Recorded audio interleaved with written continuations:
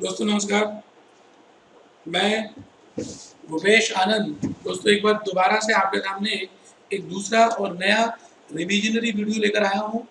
और बेटे भावना ये है कि आप इस समय अपने घर में बैठे हुए हैं और पेपर्स के दिन बहुत पास आ गए हैं।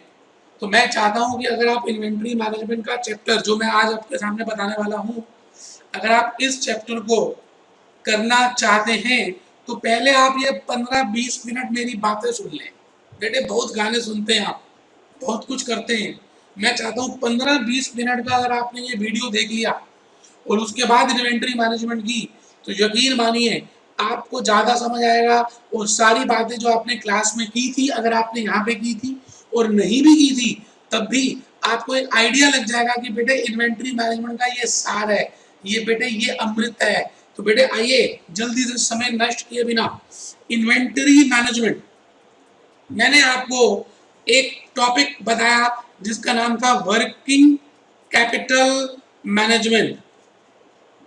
वर्किंग कैपिटल मैनेजमेंट में मुख्य तौर पर हम 3 तरह की मैनेजमेंट करते हैं। कैश मैनेजमेंट, स्टॉक मैनेजमेंट या इन्वेंट्री मैनेजमेंट, और तीसरी डेटर्स मैनेजमेंट। तीसरी बेटे डेटर्स मैनेजमेंट। अगर ये तीनों मैनेजमेंट हम बढ़िया तरह से कर लें तो बेटे करंट एसेट बढ़िया मैनेज होंगे और वर्किंग कैपिटल अच्छी तरह से मैनेज होगी। तो जैसे एक भैंस को बांधना हो तो लोहे की चेन की एक चेन की कड़ी दूसरी चेन से जुड़ी होती है और बड़ी सी चेन बन जाती है। बिल्कुल उसी तरह से अगर आपको वर्किंग कैपिटल किसी कंपनी की मैनेज करनी है तो बेटे इन्वेंट्री मैनेजमेंट का मोस्ट इंपॉर्टेंट रोल है। अब ये है क्या, मैंने एक बात बताने की कोशिश की थी कि inventory plus management, inventory plus management, अगर मैं दोनों वर्ड्स को जोड़ दूं तो मैं कहूंगा it is named as inventory management. बेटे इन्वेंट्री जो है 3 तरह की होती है, raw material, work in progress, finish goods. बेटे मैं ज्यादातर बात करूंगा इन रॉ मटेरियल की, क्योंकि बेटे ये इन्वेंट्री परचेस मैनेजर का फील्ड है। और बेटे एज अ कंपनी सेक्रेटरी आप कई बार परचेस मैनेजर का काम भी करेंगे। और बेटे work in progress factory manager, और बेटे फिनिश गुड्स बेटे सेल्स मैनेजर। तो मैं आज आपके सामने रॉ मटेरियल को कैसे मैनेज करते हैं, इन्वेंट्री को कैसे मैनेज किया जाता है, मैं आज वो बताने वाला हूं। बेटे इसके लिए मैंने आपको एक फ्लो चार्ट प्रिपेयर कराया था, मुझे अभी भी याद आ रहा है। मैंने ये बताया था, ऊपर लिख दिया था इन्वेंटरी मैनेजमेंट और फिर लिखा था meaning of inventory management. It is effective and efficient utilization of inventory। बेटे इन्वेंटरी को इफेक्टिवली और एफिशिएंटली यूटिलाइज करने का नाम ही तो इन्वेंटरी मैनेजमेंट है। आप अच्छी तरह से इन्वेंटरी मैनेजमेंट कर सकते हैं if you can answer 3 questions. याद आ रहे हैं बेटे, याद आ रहे मेरे बेटे? What is to be purchased, अगर आपको ये मालूम हो कि खरीदना क्या है, what is to be purchased, how much it is to be purchased, कितना खरीदना है। और बेटा तीसरा when it is to be purchased, कब खरीदना है। बेटे पूरी इन्वेंट्री मैनेजमेंट में आप किसी भी कंपनी के इन्वेंट्री मैनेजर बन सकते हैं। बेटे अपोलो टायर्स के, बेटे ब्रिटानिया ब्रेड के। बेटे आपको मालूम है हमने अपनी क्लासेस में कुछ केस स्टडीज की थी, प्रैक्टिकल बातें की थी कि ब्रिटानिया ब्रेड को अगर ये देखना हो कि उसके पास इन्वेंट्री कितनी होनी चाहिए तो पहले ये देखना है what is to be produced, कौन सी ब्रेड बनानी है। गार्लिक ब्रेड बनानी है, व्हीट ब्रेड बनानी है, मैदा ब्रेड बनानी है, पाव बनाने, क्या बनाने हैं, और कितने बनाने हैं। तो बेटे 3 क्वेश्चन का answer, what is to be produced, what is to be purchased, what is to be purchased, how much it is to be purchased, when it is to be purchased. बेटे आप सोना कब खरीदे मैटर करता है, क्योंकि सोने का, कमोडिटी का, मटेरियल का, मैं तो कहता हूं इस दुनिया में हर चीज का प्राइस बदलता ही रहता है। इसके लिए मैंने कहा था बेटे हम 2 स्टेप्स करेंगे जो हमने क्लासेस में डिस्कस किए थे, स्टेप 1 और स्टेप 2। क्या था बेटे स्टेप 1? स्टेप 1 में मैंने कहा था कि व्हाट इज टू परचेज, तो आप सबको पता ही है, how much it is to be purchase and when it is to be purchase. इसके लिए भी डू 2 स्टेप्स। एक तो बेटे मॉडल्स करेंगे, हाँ बेटे ठीक याद आया, बेटे बिल्कुल ठीक याद आ रहा है। और बेटे एक मैंने कहा था टेक्निक्स करेंगे। बेटे मॉडल्स में याद है मैंने कहा था यूरोपियन एक इंसान है, विलियम जॉन बाउमल। अरे यार, अरे इसका घर का नाम है ईओक्यू। बेटे एक मॉडल और किया था, याद है बेटे, प्रोडक्शन मॉडल, प्रोडक्शन मॉडल। तो बेटे लास्ट में तो कोई ये मॉडल कराता ही नहीं बेटे, इन्वेंटरी मैनेजमेंट का चैप्टर ही कोई नहीं कराता बेटे भूपेश आनंद के अलावा। सीएस एग्जामिनेशन की बात कर रहा हूं। तो बेटे थर्ड है बैकअप ऑर्डर कॉस्ट मॉडल। जब इन्वेंटरी नहीं कराता तो बैकअप ऑर्डर कैसे कराएगा, और पेपर में बार बार आया हुआ है, स्टडी में बार बार चेक करिए, स्टडी में उसके क्वेश्चंस हैं। तो बेटे भी टेक्निक्स कराई थी, मुझे तो किसी ने बताया और मैंने पेपर देखा तो एक टेक्निक जो मैं कराता रहता हूँ और जो बच्चे छोड़ के जाते हैं इस बार आई थी, अभी बताऊंगा कौन सी। वैसे टेक्निक्स में बताया था फिक्सेशन ऑफ लेवल्स, कि लेवल्स को कैसे फिक्स करें। मैक्सिमम लेवल जो आपने कॉस्टिंग में किया, minimum level, reorder level, danger level. और बेटे ए मेरे बच्चे एक टेक्निक कराई थी एफएसडी एनालिसिस, फिर एक बताई थी बेटे वेट एनालिसिस, और बेटे सबसे इंपॉर्टेंट एक टेक्निक बताई थी मैंने, और उस टेक्निक का नाम है बेटे जो पेपर में इस बार आ रही है, always better control, ABC ABC ABC and technique. A category, B category, C category. और बेटे ऑब्जेक्टिव क्या होता है आप बताइए, किसी भी इन्वेंटरी मैनेजमेंट में हमारा ऑब्जेक्टिव क्या होता है? To minimize the inventory cost. फिर मैंने बताया था बेटे, याद अगर आ रहा हो, इन्वेंटरी कॉस्ट के 3 कंपोनेंट होते हैं बेटे। बेटे एक परचेज कॉस्ट, बेटे एक ऑर्डरिंग कॉस्ट, और बेटे एक होल्डिंग कॉस्ट। बेटे 3 कंपोनेंट होते, 3 components are there, purchase, ordering and holding. बेटे परचेज करना, ये बेटे इसका नेचर बताया था फिक्स्ड होता है, और इन दोनों का बेटे नेचर वेरिएबल होता है। फिर मैंने आपको डेरिवेशन करके बताई थी, total inventory cost is equal to total fixed cost plus total variable cost. If you want to minimize total variable cost, then the formula is total ordering cost plus total holding cost। और बेटे फिर मैंने symbols बनाए थे, याद है बेटे? बोलो ना बेटे। और फिर बेटे मैंने कहा था कि जहां पर ये दोनों कॉस्ट बिल्कुल सेम होंगी वहां पर हमारी ईओक्यू मिनिमम लेवल आ जाएगा, मिनिमम कॉस्ट लेवल अचीव करेंगे। फिर बेटे मैंने क्यू के लिए सॉल्व किया था, और फिर मेरे सामने एक फॉर्मूला आ गया था, और आपने इसको लिखा था, और बेटे हमने लॉजिकली समझा था। फिर मैंने आपको लेवल्स की बातें बताई थी, प्रोडक्शन लेवल की बात बताई थी।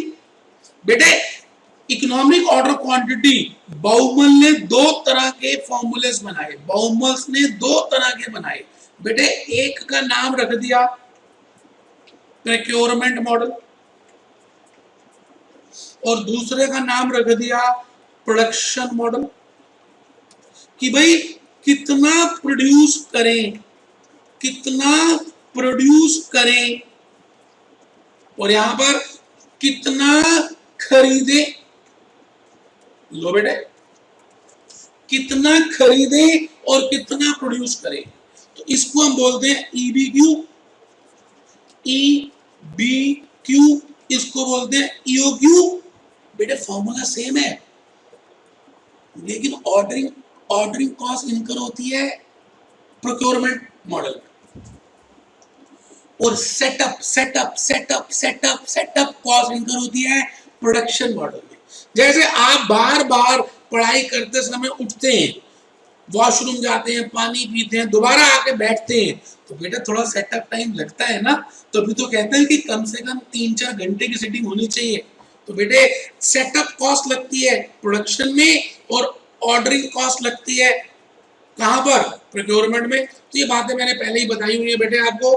फिर मैंने बताया था backup order cost. Backup order बेटे 3 तरह की कॉस्ट होती है, 3 तरह के मॉडल होते हैं, procurement, production, backup. Backup backup बेटे पेपर स्टडी में बैकअप मॉडल है, करके जाना है बेटे, जैसा मैंने फॉर्मूला बताया था।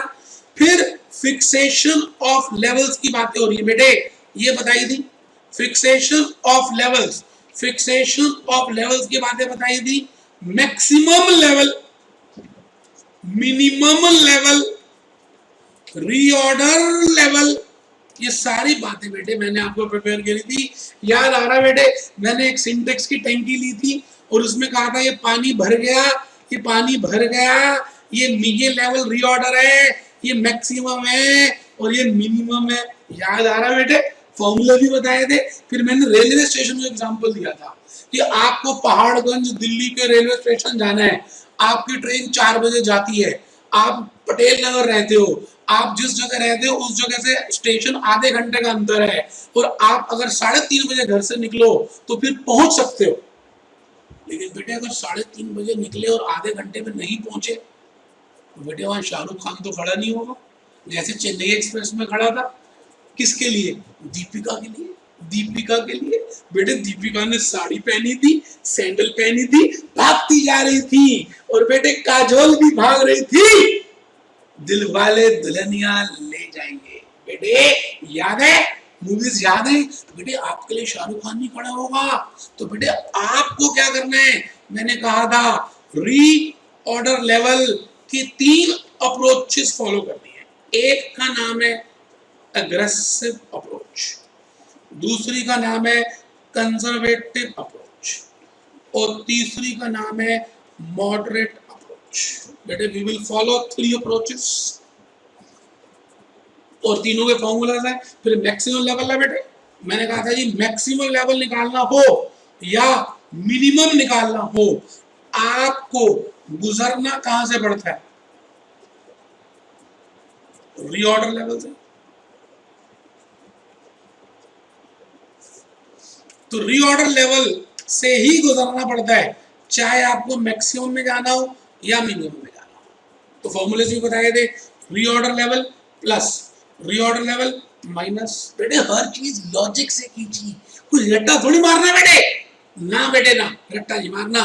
फिर मैंने आपको कुछ स्लाइड्स दिखाई थी, आप देखिए ये कंसेप्ट थे, थोड़ा सा अगर आप ध्यान से देखें तो बेटे ये कंसेप्ट थे, हमने 19 कंसेप्ट्स क्लास में लिखे थे बेटे, 19 कंसेप्ट्स हैं बेटे, ठीक है जी। 19 कंसेप्ट के बाद हम आगे चले थे, और मैंने आपको सभी कंसेप्ट्स की पीपीटी तक बताई थी बेटे, चेक करो व्हाट इज फाइनेंशियल मैनेजमेंट। फिर मैंने आपको गाड़ियों के इन सब की बातें बताई बेटे, कुछ भी लॉजिकली के अलावा कुछ नहीं किया, रट्टा नहीं मारा। लो जी, फिर हमने फ्लो चार्ट प्रिपेयर किया था, अभी बना ही दिया मैंने आपके लिए। ऑब्जेक्टिव्स क्या है? Purchase cost, ordering cost, holding cost. बेटे ये सारी स्लाइड्स मैंने फेस टू फेस की क्लासेस में लिखवाई है, और बेटे पेन ड्राइव क्लासेस में भी लिखवाई है, और बेटे यूट्यूब में भी है, इसलिए घबराना नहीं है, हिम्मत रखनी है, काम चलेगा बेटे। बेटे फिर मैंने इसकी प्रेजेंटेशन कराई थी, बाउमल, विलियम जे बाउमल ने बताया था A upon Q into CA plus Q upon 2 into CH। तो बेटे अजम्पशंस देखी थी, और बेटे पेपर में बार बार EOQ के ऊपर अजम्पशंस आ रही है, तो बेटे करके जानिए, प्रैक्टिकल क्वेश्चंस वही करने हैं जो मैंने आपको थ्योरी की बुक के अंदर इंपॉर्टेंट मार्क कराए हैं। उसमें बेटे थ्योरी के क्वेश्चंस भी लिखे, उसमें कंसेप्ट बेस्ड क्वेश्चंस भी लिखे, उसमें एक्स्ट्रा प्रैक्टिकल क्वेश्चंस भी लिखे। आपको याद है ना, आप समझ रहे हैं ना, आपको पता चल रहा है ना कि मैंने आपको क्या क्या बताया। ऐसे ऐसे ऐसे ऐसे ऐसे ऐसे मेरे बेटे आओ ना। बेटे 3 मेथड्स होते हैं जिसकी मदद से आप यूबी निकाल सकते हैं। ठीक है जी, टेबुलर फॉर्मूला, फिर इसमें होल्डिंग कॉस्ट, इन्वेंट्री कॉस्ट का चित्र बनाया था।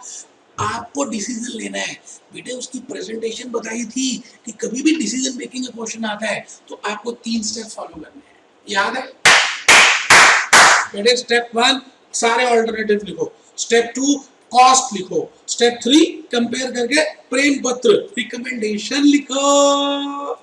बेटे होल्डिंग कॉस्ट के एग्जांपल्स, प्रोडक्शन मॉडल, ये देखिए छोले भटूरे वाला।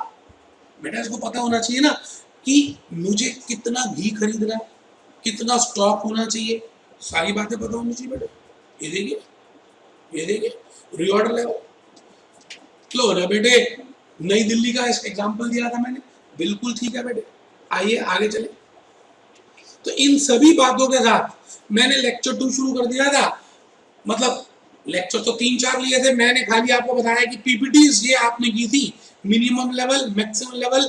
और बेटे ऑलवेज बेटर कंट्रोल, आप भी घर में भी जो सबसे इंपॉर्टेंट होता है ना उस पर ज्यादा ध्यान देते हो। मान के चलते हैं कि आप किसी कंपनी के मैनेजिंग डायरेक्टर हो और वो कंपनी एयर कंडीशनर बनाती है।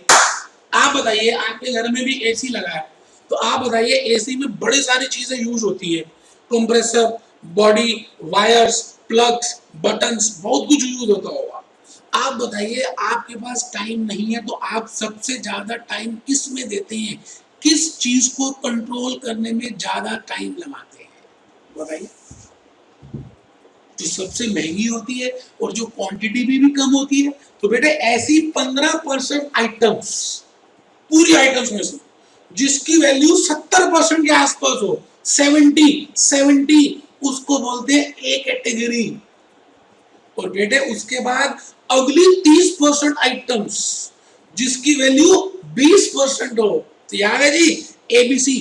तो एसी के केस में कंप्रेसर सबसे महंगा है, क्वांटिटी भी कम, वैल्यू भी ज्यादा। तो बेटे ABC is a value based technique, ये हमने किया था, चेक करिए टेबल किया था।